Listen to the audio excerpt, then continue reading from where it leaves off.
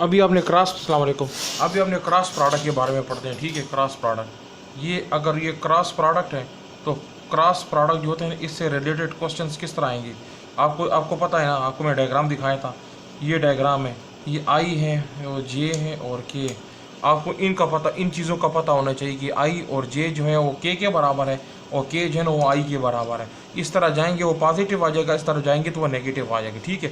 तो इस तरह इससे रिलेटेड क्वेश्चन आपके सामने इस तरह आ जाएंगे कि ए की कीमत जो है वो 2 आई है प्लस 3 जे है और प्लस 2 के है, ठीक है। और इस तरह बी की कीमत जो है 2 जे है प्लस 3 के है प्लस 3 के है। अब इस तरह का क्वेश्चन आ जाता है। अब आपने फिर इन चीज़ों को देखना है, आई और जे को देखना है, जे और के को देखना है और के को देखना है। ये आपको याद होना चाहिए कि के क्रॉस के वो 0 होता है, जे क्रॉस जे वो भी 0 होता है, आई क्रॉस आई वो भी 0 होता है। ये सारे के सारे 0 क्यों होते हैं कि ये पैरेलल होते हैं। पैरेलल, जो चीज़ पैरेलल होती है वो साइन 0 होती है, वो साइन 0 हमारे पास 0 के बराबर, आपने ये याद रखना है। लेकिन डॉट में उल्टा होता है, ए डॉट आई के डॉट के 1 के बराबर है, जे डॉट जे 1 के बराबर है, आई डॉट 1 के बराबर, वो उसी में होता है। अब यहाँ पे इसको इसी तरह आपने करना है, ठीक है। अब ये मैंने इस तरह साफ कर दिया, तो आपने इसको सॉल्व करने का तरीका क्या है, आपने ये डायग्राम अपने पास सामने रखना होगा। इधर आई है, यहाँ पे जे है और यहाँ पे आपके पास के है, ठीक है। 2 2s आर, यहाँ पे आप लिखने के 4 और यहाँ पे आई और जे है, तो आई और जे जब मल्टीप्लाई होगा तो के बराबर होगा, तो आप यहाँ पे लिखोगे के, ठीक है। इसका मतलब ये हम आंसर बना रहे हैं, ये आंसर बन रहा है। ये अब आपके पास 4 जाएगा और आई और जे आपके पास के बराबर है। इसी तरह 3 और 3 आपने 3 3s आर 9 है, ठीक है। लेकिन जे और के है, ये जे है और के है, तो वो हमारे पास आई के बराबर है, तो आप यहाँ भी लिखोगी आई, ठीक है, आई लिखोगी। इसी तरह ये 3 2s आर 6 आएगा, लेकिन 6 के साथ यहाँ पे के और के आपस में 0 आ जाएंगे, तो आपके पास जो आंसर जो बच जाएगा वो आपका आंसर ये वाला MCQs में ही आंसर आपके सामने लिखा होगा, ये आपने याद रखना है। ये इस तरह भी हो सकता है कि फॉर एग्जाम्पल कि एक वैल्यू चेंज हो जाती है और उसकी जगह लिखा हो जाए कि a is equal to 2i plus 3k, ठीक है। और इसी तरह b is equal to 3j plus 3k, तो इसका आंसर, इसको किस तरह करोगी, इसको भी आपने a क्रॉस b के फार्मूले के मुताबिक ही करना होगा। आपने 3 2s आर 6 कर देना है और i और j हमारे पास k के बराबर होगा। 3 3s आर 9 है, लेकिन k और k हमारे पास क्या चीज़ होगी, वो 0 हो जाएगी, तो ओवरऑल आंसर से आपके पास क्या आ जाएगा, 6k आ जाएगा। ये आपने याद रखना है कि क्रॉस प्रोडक्ट में जब मल्टीप्लिकेशन करोगी आप तो उसको इसी तरह करना है। याद समझ आ गई आपको। अब इसका मतलब है कि आप अगर ये मैं लिखता हूँ a डॉट b, ठीक है, फॉर एग्जाम्पल एक क्वेश्चन आ जाता है कि ए की कीमत जो है, ए की कीमत 3i plus 3j plus 3k, ठीक है। और b is equal to 3i plus 3j plus 2i, तो इसका आपसे ये भी पूछा जा सकता है कि इसका आप मालूम करो, क्या मालूम करो, a डॉट b। तो इसका a डॉट b फिर क्या आ जाता है, डॉट प्रोडक्ट है, डॉट प्रोडक्ट है। तो डॉट प्रोडक्ट का मतलब ये होता है कि आपने डॉट वाला सिस्टम करना है इसके साथ, ठीक है, डॉट वाला। 3 और 3 3s आर आपने लिखना यहाँ पे 9, 3 3s आर 9 आ गया, ठीक है, 3 3s आर 9 आ गया। अब ये प्लस और प्लस है, 3 इधर क्या आ जाएगा, यहाँ पे आपके पास आ जाएगा 3 3s आर, यहाँ पे 3 3s आर 9, यहाँ भी आपके पास 9, लेकिन यहाँ पे आपके पास क्या जाएगा, 0 आ जाएगा। ये 0 क्यों आ जाएगा, के डॉट आई जो है ना वो 0 के बराबर होता है, तो आपके पास a डॉट b का जो आंसर आ जाएगा वो क्या आ जाएगा, 9 18। याद रखना है, इसका मतलब है डॉट का कुछ और तरीक़ेकार होता है और क्रॉस का कुछ और होता है। ये क्रॉस होगा तो कुछ और होगा और डॉट होगा तो फिर कुछ और होगा। तो ये याद रखना है कि a डॉट b इस तरह आ जाए कि a is equal to 2i plus 3j plus 3k, ठीक है, और b is equal to 3j plus 2k plus 3i। अब आपका ये काम है कि आपने इन सवाल को हल करना है। आप इसका मुझे मालूम करो, a डॉट b भी मालूम करके बताओ और इसका मुझे a क्रॉस b भी करके बताओ। ये सॉल्व कर को ये आपका काम है, ठीक है। इसको आप सॉल्व करके मुझे बताएंगे दोनों का क्या आंसर आता है, ठीक है। अच्छा, इन क्वेश्चंस को आप देखें, ये सवाल भी ईटा में आए हुए हैं, ठीक है। सवाल आ जाता है कि a डॉट b अगर 1 के बराबर है, a जो है 2 के बराबर है, b जो 1 के बराबर है, तो इन दोनों के दरमियान एंगल क्या है। डेटा इधर 3 भी आ सकता है, इधर 6 भी आ सकता है, 7 भी आ सकता है, कुछ भी आ सकता है। लेकिन इनके इस किस्म के क्वेश्चन अगर आ जाते हैं तो उनको सॉल्व करने का तरीका एक ही है, ए डॉट बी, ए और बी। तो उसको हल करने का तरीका क्या है, जहाँ पे आंसर आए, यहाँ पे आप पूछ रहे एंगल, तो इसमें से कौन सा एंगल आ जाता है, उसके लिए फार्मूला जब भी एंगल आ जाते हो तो एंगल का फार्मूला आपने ये यूज़ करना है। ठीक है, आपने इस तरह करना है कि A dot B is equal to A B cos theta, ये फार्मूला है। तो इसके अंदर ये कॉस थीटा है ना, ये कॉस थीटा है, भी हमने ये एंगल ड्रा करना है। तो मैं ऐसा लिख सकता हूँ कि A dot B is equal to A और बी, इस तरह is equal to cos theta. सही है। अब ये ए डॉट बी है, ठीक है। तो क्वेश्चन में देखो लिखा है ना, क्वेश्चन में A dot B is equal to 1 है, तो आपने क्या लिखना है कि इसके ऊपर यहाँ पे के ऊपर लिखने के 1, ठीक है। नीचे आपने क्या करना है ए, ठीक है। तो ये ए की वैल्यू क्या आ जाए 2 आ जाती है 2, तो आप यहाँ पे लिखोगी 2। और यहाँ पे बी की वैल्यू क्या है 1 है, तो इसका मतलब है ये भी बी है, तो इसको मल्टीप्लाई करोगी आप 1 के साथ, तो इसका मतलब है आपके पास क्या आ जाएगा 1 डिवाइड बाई 2। तो 1 डिवाइड बाई 2 कॉस थीटा आ जाएगा, 1 डिवाइड बाई 2 है। तो हम आपने ये याद रखने कि cos theta is equal to 1 by 2। तो ये क्या करना है आपने, इस थीटा को इधर ही छोड़ना है और कॉस इस तरफ आ जाएगा, ठीक है। तो हमने क्या करना है कि ये थीटा को इधर ही छोड़ देना है, ठीक है। हाँ, तो फॉर एग्जांपल ये थीटा को आप यहीं पे छोड़ दो, थीटा को यहीं भी, कॉस इस तरफ आ जाएगा, कॉस 1 और इस तरह।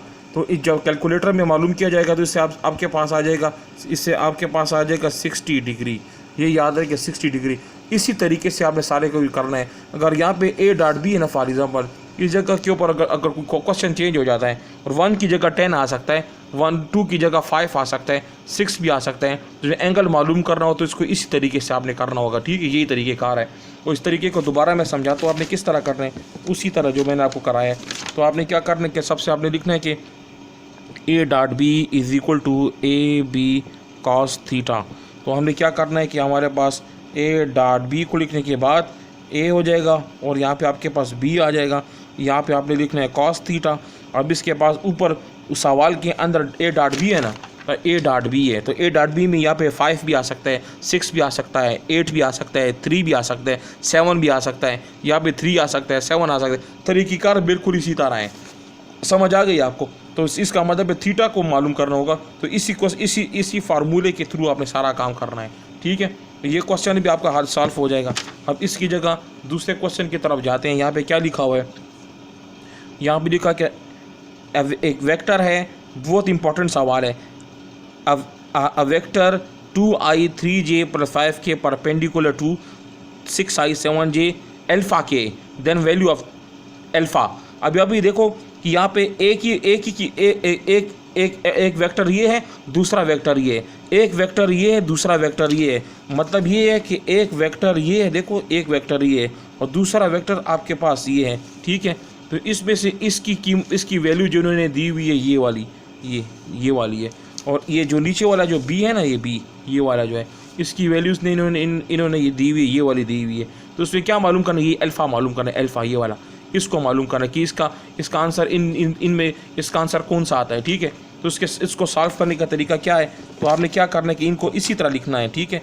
तो आपने क्या लिखना है कि 2i, जो क्वेश्चन में जो लिखा हुआ है क्वेश्चन के अंदर, 2i + 3j + 5k 6i + 7j + alpha के। इसमें हमें देखो ये चाहिए, ये इसकी वैल्यू मांग रहा है, ये आपसे पूछ रहा है। तो इन सब को अपने क्या करना है, मल्टीप्लाई करना है आपस में। 6 2 ज़र क्या आता है, 6 2 ज़र 12, ठीक है, ये 12 आ गया, ठीक है। और यहाँ पे i डॉट i 1 के बराबर है, तो 1 लिखने की ज़रूरत नहीं है। फिर 7 को 3 के साथ मल्टीप्लाई करना है, 7 को 3 से 7 से इसे 7 को 3 के साथ मल्टीप्लाई करना है, तो आपके पास 21 आ जाता है, 21। समझ आ रही? और इसकी तरह आपके पास क्या बचेगा, ये 5 है, वो 5 के साथ ये अल्फ़ा है, इज इक्वल, तो इसका मतलब इज इक्वल टू 0। तो आगे ये फार्मूले के आखिर में लिखा होता है 0। तो इसको सॉल्व कैसे करोगी, 0 है, तो सॉल्व करने का तरीका क्या है कि इस 12 को इसके साथ ऐड करोगी, ठीक है। फॉर एग्ज़ाम्पल ये 21 है और ये 12 है, तो 2 2 ज़र 4, ठीक है, 4 2 2 ज़र 2 2 4 1 1 2। फॉर एग्जांपल इससे आ जाते हैं जो वैल्यू भी इधर आ जाती है 1 112 है, इन दोनों को आपस में आपने प्लस करना है, ठीक है। इन दोनों को आपस में प्लस करने के बाद फॉर एग्जांपल इससे जो भी वैल्यू आ जाती है, कैलकुलेटर नहीं है तो आप इसको सिंपली आपस में ऐड कर सकती हो। फॉर एग्जांपल इन दोनों को आपस में ऐड करने से क्या हो जाता है, 2 और 2 4 और 1 1, ठीक है, 41 41। अच्छा, तो ये क्वेश्चन रह गया था, दोबारा करता हूँ। सवाल ये है कि वेक्टर, ये वेक्टर एक वेक्टर ये, एक वेक्टर ये, ठीक है, ये एक दो वेक्टर्स हैं आपस में, तो आपने इसका क्या अल्फा की वैल्यू मालूम कर ली, यहाँ पे ये अल्फा है, ठीक है। तो इसको हल करने का सिर्फ सिंपल तरीका ये 6 2 ज़र 12 हो जाएगा, ठीक है, प्लस 3 2 ज़र 6 आ जाएगा, और यहाँ पे प्लस 5 अल्फा इक्वल टू 0। इसका मतलब ये यहाँ तक है, ठीक है। इसके बाद आगे इसको सॉल्व करना किस तरह है, तो फॉर एग्जांपल ये 6 और 12 कितने हो गए, 6 और 12 18, 18 plus 5 alpha is equal to 0, ठीक है। तो अभी क्या करना है कि 18 को इक्वल की उस तरफ मैं लेके जाऊंगा ना, ये 18 नहीं है, इसको इक्वल की उस तरफ लेके जाना है। इस 18 को इक्वल की उस तरफ लेके जाएंगे तो ये क्या हो जाएगा, 18 को जब इक्वल की उस तरफ लेके जाएंगे तो ये माइनस हो जाएगा, ठीक है। तो ये इसकी उस तरफ चला जाएगा तो हमारे पास क्या आ जाएगा, -18। तो हमने क्या मालूम करना है, अल्फ़ा मालूम करना है। तो अल्फ़ा जब मालूम करना है तो ये 5 को यहाँ से पे भी डिवाइड कर दें, 5 को यहाँ पे भी डिवाइड कर, 5 आप इसमें कैंसिल हो जाएगा, तो आपके पास जो अल्फ़ा की जो वैल्यू आ जाएगी क्या आ जाएगी, तो alpha is equal to -18 divide by 5। तो इससे जो आंसर आ जाएगा वो आपका MCQs में पढ़ा हो, जवाब लिखवाओगे। समझ आ गई आपको। अच्छा, ये अस्सलाम वालेकुम, डॉट प्रोडक्ट से रिलेटेड क्वेश्चन अगर आ जाए ना, for example A is equal to 2i plus 2j plus 3k, और B की वैल्यू आ जाए कि 2i plus 2j plus 3k। इस तरह का क्वेश्चन जब आपके सामने आ जाए तो आपने क्या करना है कि ये इस फार्मूला इस्तेमाल करना है A.B, ठीक है। तो A.B के मुताबिक 2 को 2 से मल्टीप्लाई करना है, तो इससे आपको 2 2 ज़र क्या आ जाएगा 4, प्लस 2 2 ज़र क्या आ जाएगा 4, और प्लस 3 ज़र क्या आ जाएगा 9।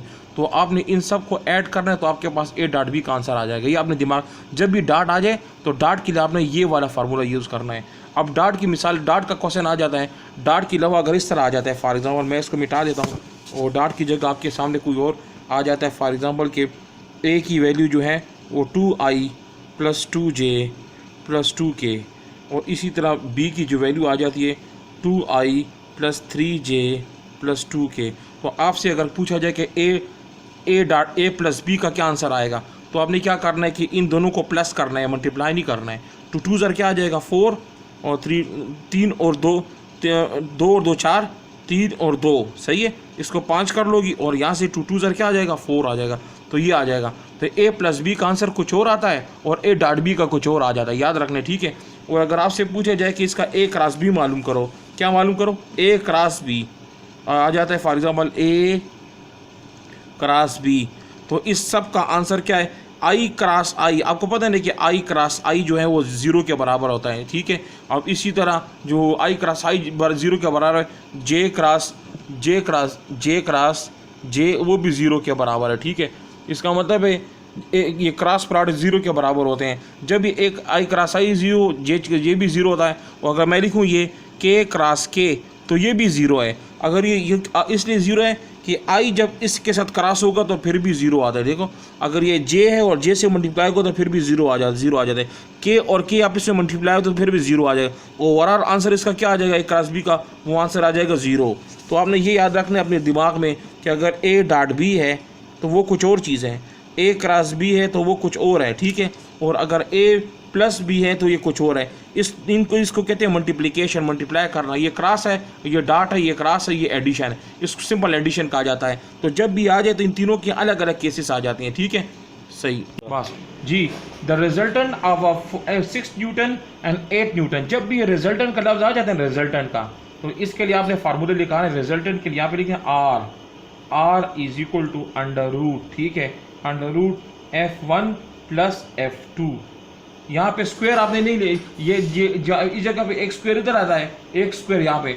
जब भी रिजल्टेंट का आ जाए तो आपने ये फार्मूला यूज करना है। R अपनी जगह लिखने के बाद अंडर रूट दोबारा आपने लेना है, और यहाँ पे फोर्स कितना दे रहा है आपको, फोर्स 6 न्यूटन। तो यहाँ पे 6 का आपने स्क्वायर ले लिया और प्लस इसके बाद 8 है, 8 न्यूटन, इसका भी आपने स्क्वायर ले लिया तो आपके पास रिजल्टेंट क्या आ जाएगा, √6 6 36 प्लस 8 8 64। जब इन सब का हम अंडर रूट लेते हैं तो इन सब का जो आंसर आपके पास क्या आ जाएगा, उसका आंसर आपके पास 10 न्यूटन आ जाता है। ये याद रखना, जब भी रिजल्टेंट आ जाए तो आपने ये फार्मूला यूज कर सकते हैं। ओके का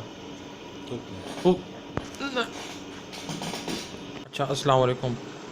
देखिए अगर इस तरह का क्वेश्चन आए ना कि ए की वैल्यू ये हो, ठीक है, और बी की वैल्यू आपको आई है 2i + 3j + 2k, इस तरह का सवाल आ जाता है ना, और आपसे पूछा जाता है कि a डॉट b को मालूम करो, a डॉट b को, तो आपने इसको इससे मल्टीप्लाई करना होता है 4, ठीक है, इसको इससे मल्टीप्लाई करेंगे आप क्या है 9 आ जाएगा, और इसको 3 2 6 आ जाएगा। तो सिंपली आपने ये काम करना है, ठीक है। जब ये डॉट करना है, डॉट आ जाए ना, तो इन दोनों को आप इसमें आपने मल्टीप्लाई करना है, ठीक है। तो ये आंसर इस तरह आएगा। लेकिन अगर ये दिमाग में, ये जहन में आपने आपने ये देखना है कि इस तरह का क्वेश्चन आ जाता है तो उसको कैसे सॉल्व करोगे। अगर ए की वैल्यू ai है और बी की वैल्यू bj है तो उसका कैसे करना है। तो आपने ये याद रखना है कि आपको मैंने शुरू की में बताया था कि i क्रॉस j = k आएगा, j क्रॉस k = i है, और k क्रॉस i = j। ये फार्मूले मैंने आपको करवाए थे, ठीक है। आपने इसी के ऊपर काम करना है। ये फार्मूले आपको कैसे पता चलते हैं, आपने इस तरह का फार्मूला यूज़ किया, यहाँ पे i है, ये j है, और ये आपके पास k है। तो i j जो है वो k के बराबर है, और j और k जो है वो i के बराबर है, और k और i जो है वो j के बराबर है, ठीक है। अब इस चीज़ को आपने करना है। अगर वापस उल्टा आएगा तो माइनस आता जाएगा, ठीक है। अगर फॉर एग्जाम्पल मैं वापस उल्टा जाता हूँ, अगर आपको मैं वापस उल्टा जाता हूँ, फॉर एग्जांपल इस तरह करता हूँ, तो j क्रॉस i = -k, आपने ये याद, यहाँ पे k लिखा है, k क्रॉस j = -i। अब इसी तरह i क्रॉस k = -j। आपने इन दोनों को याद रखना है। इस दोनों को याद होगा तो ये सारा आपको याद रहेगा। इसके जरिए आपने सब कुछ करना है, ठीक है। अब इसके मुताबिक है, यहाँ पे देखिए i है, ये यहाँ पे भी i है, इधर j है तो यहाँ पे भी j है, ये i है, ये i है तो ये i है, ये j है तो ये भी j है। तो i और j हम किसके, k के बराबर है। तो इसको सॉल्व ऐसे करना है आपने, ठीक है। अभी मैं लिखता हूँ कि a = अभी हमारे पास फार्मूला है a = b, तो आप लिखना है कि a cross b = ab sin theta. ये फार्मूला है, ठीक है। लेकिन ये साइन भी हो सकता है और ये कास भी हो सकता है। अगर इस तरह का क्वेश्चन आ जाते हैं तो आप साइन वाली फार्मूला भी यूज कर सकती हो और कास थीटा वाला फार्मूला भी यूज कर सकती हो। दोनों में से कोई आपकी मर्जी है, दोनों आप कर सकती है। लेकिन जब यहाँ पे सवाल अगर क्रॉस के बारे में आ रहा है, क्रॉस के बारे में, तो आपने फिर क्रॉस के लिए यूज करना है, ठीक है। यहाँ आपको कहेगा क्रॉस प्रोडक्ट, क्वेश्चन में लिखा होगा क्रॉस प्रोडक्ट, ठीक है। ये याद रखना, क्वेश्चन में क्रॉस प्रोडक्ट लिखा होगा। तो आपने किस तरह करना है, इसको करना है कि a क्रॉस b = अभी हमारे पास क्या है, आंसर a है, ये a है, तो a के साथ क्या लिखा हुआ है, ये आपके पास a की वैल्यू आपके पास क्या है, ai, ठीक है। और इसी तरह ये b है, तो b की वैल्यू आपके पास क्या आ गई है, b के साथ लिखा है bj, ठीक है, bj। तो इनको लिखने का तरीका क्या है, आपके पास ये क्या है, bj है, तो यहाँ a की वैल्यू आपके पास ये आ गई है, इस तरह ये हमारे पास a की वैल्यू है और ये हमारे पास किसकी, b की वैल्यू है। तो इन दोनों को करने का तरीका क्या है, a क्रॉस b आप दोबारा लिख लोगी, ठीक है। अभी हमारे पास a और b है, आपने यहाँ पे लिखना है a, सही है, ये a लिखना है और b लिखना है, इनको इकट्ठा करना है, और बाकी जो i है, i इसको आपने क्रॉस कर देना है j के साथ, ठीक है। तो i को जब j के, a को इधर कर लेना है, b को इधर कर लेना है, और i को और j को आपस में मिलाना है। तो i और j किसके बराबर है, तो आपके पास क्रॉस प्रोडक्ट किसके इक्वल हो जाएगा, a b लिखने के बाद यहाँ भी लिखोगा k। तो जब ऑप्शन में आपके पास ये आ जाएगा तो ये आपका आंसर होगा, ठीक है। सिर्फ